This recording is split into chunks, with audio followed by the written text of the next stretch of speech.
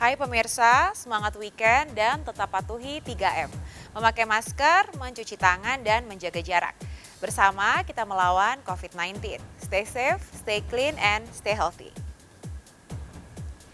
Putri sulung penyanyi Nia Daniati, Olivia Natania alias Oi, lagi-lagi dilaporkan ke polisi. Dulu tersandung kasus pencurian berlian, membawa kabur mobil sewaan, plus memalsukan tiket perjalanan. Sekarang, Oi dituduh menipu dan menggelapkan uang senilai 9,7 miliar. Dengan modus penerimaan CPNS lewat jalur prestasi, Oi diduga berhasil memperdaya ratusan korban. Tak sedikit korban yang terpaksa menggadaikan surat rumah, menjual sapi dan sawah demi menjadi pegawai plat merah seperti yang dijanjikan Oi. Tapi benarkah Rafli, suami Oi, terlibat dalam aksi penipuan itu? Mengapa Nia Daniati seolah lepas tangan pada kasus Oi? Benarkah Nia sudah lelah mengeluarkan uang damai untuk menutup kasus hukum putrinya? Jika dulu Farhad Abbas, mantan ayah sambung Oi, terang-terangan mengaku terpaksa menutupi kesalahan Oi, bagaimana dengan sekarang? Benarkah jika diminta oleh Nia, mantan istrinya Farhad kembali bersedia menjadi kuasa hukum Oi? Bersama saya, Maria Andromeda, kita akan mengupas modus tipu-tipu CPNS ala anak Nia Daniati. Pemirsa, inilah Barista Berita Artis ternama.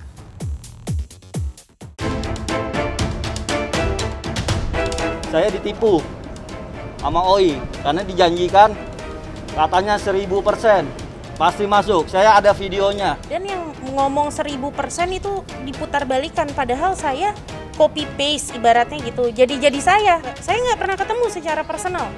Silahkan mau berargumen, mau memberikan pernyataan kepada teman-teman bahwa dia tidak pernah bertemu dengan korban. Tapi nanti ketika gelar perkara sudah dilakukan dan kita berikan video itu kepada kawan-kawan, nanti kawan-kawan akan lihat sendiri. Di video itu ada siapa, ketemu dengan siapa.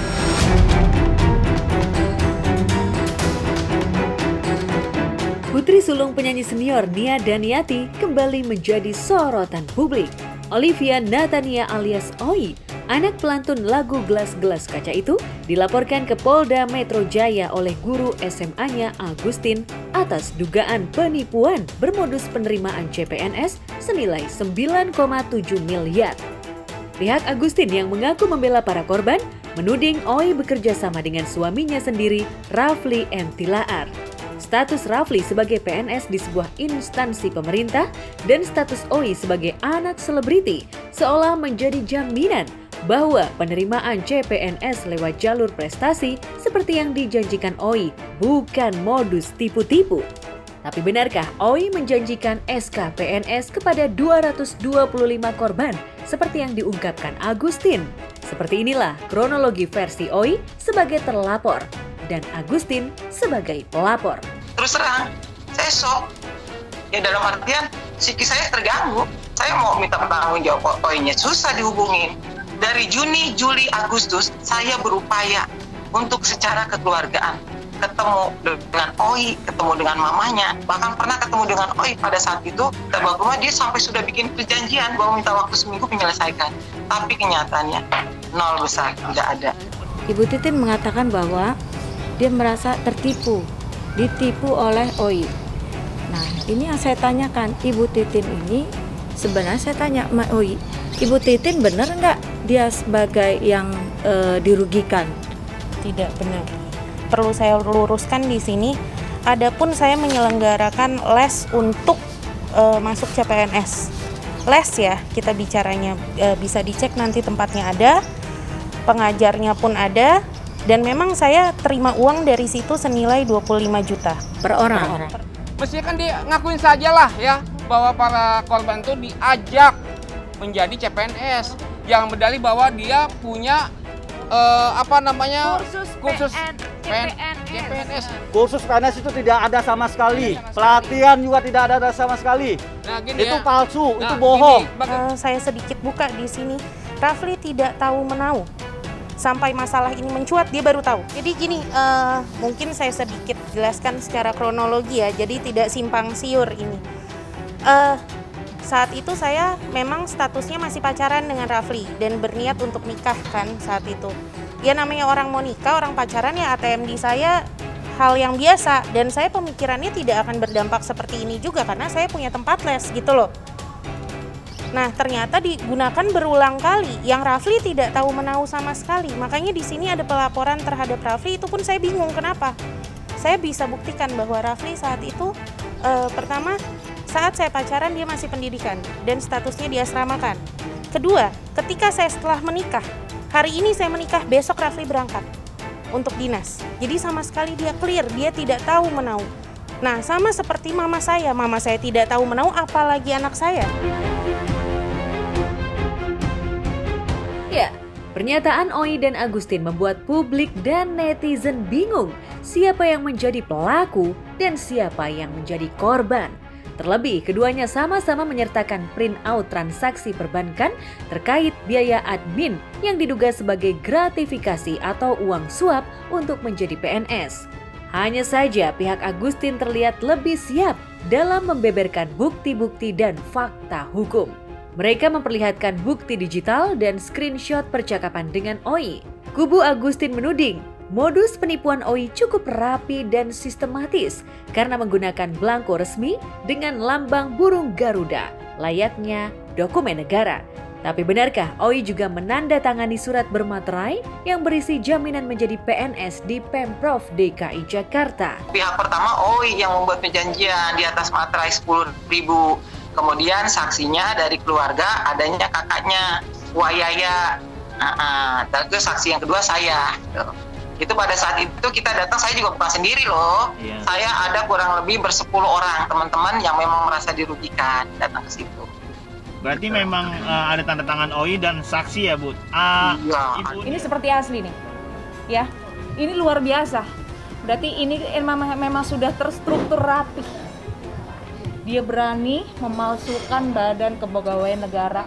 Ada tantangan kepala BKN, ya nekat, saya bilang super nekat itu ya. Cari uangnya terlalu berani ya. 2 minggu yang lalu kita mendatangi pihak kantor BKN yang untuk menyatakan apakah ini asli atau tidak surat nota dinas yang keluar dari BKN. Ternyata tidak pernah ada atas nama-nama orang-orang yang korban kami ini. Saya tidak tahu menahu mengenai hal tersebut. Bentuknya aja saya nggak pernah lihat gimana. Saya tidak tahu menahu mengenai hal tersebut. Jadi apa yang disampaikan ini perlu diluruskan. Bagaimana kita minta yang berwajib, khususnya kepolisian, untuk membuka kasus ini, apalagi yang menyangkut pemalsuan dokumen negara.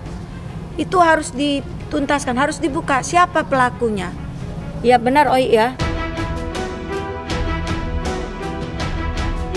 Saat didesak pihak korban karena SK pengangkatan PNS tak kunjung turun, pihak Agustin mengaku diajak bertemu dengan Oi di sebuah gedung di Jakarta Selatan. Di sanalah Oi menyerahkan SK pengangkatan PNS lengkap dengan nomor induk pegawai, bulan aktif bekerja, serta keterangan gaji yang dibayar 80% selama masih prajabatan. Sejumlah korban bahkan rela mengundurkan diri dari pekerjaan sebelumnya karena yakin bakal menjadi abdi negara.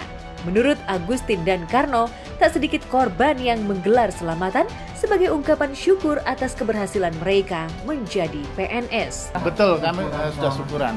Bahkan ada keluarga saya yang di Surabaya, yang di Medan, semua. Nah, ini yang lebih sadisnya lagi, keluarga saya disuruh resign dari pekerjaan. Dari pekerjaan sebelumnya.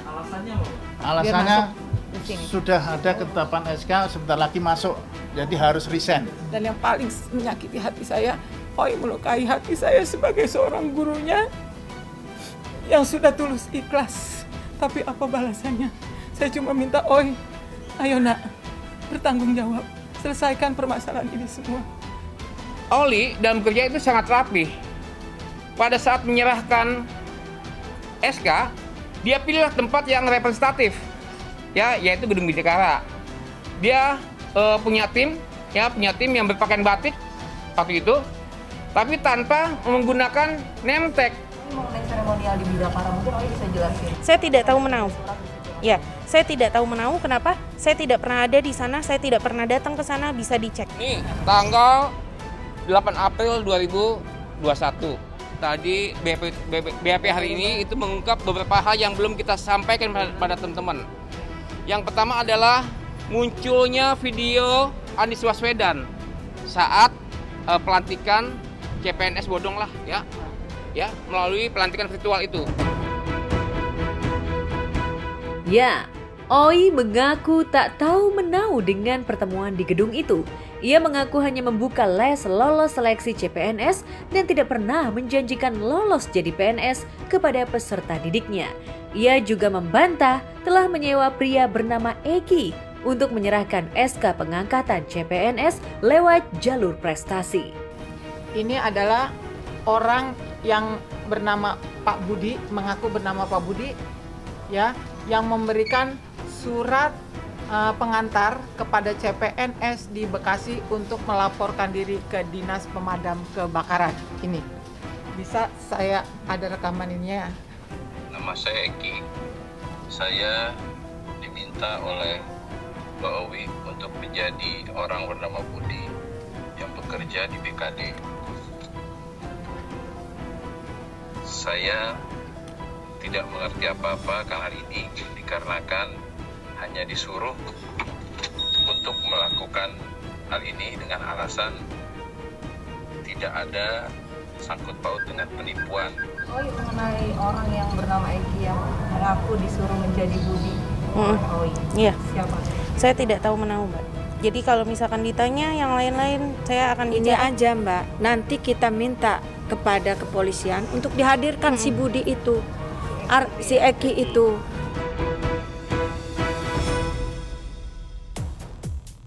Jika Oi mengaku membuka les lolos seleksi CPNS, mengapa ia tak memperlihatkan gedung tempat les dan menghadirkan sejumlah pengajarnya? Mengapa Oi menuding pihak Agustin ingin cuci tangan atas aksi tipu-tipu CPNS?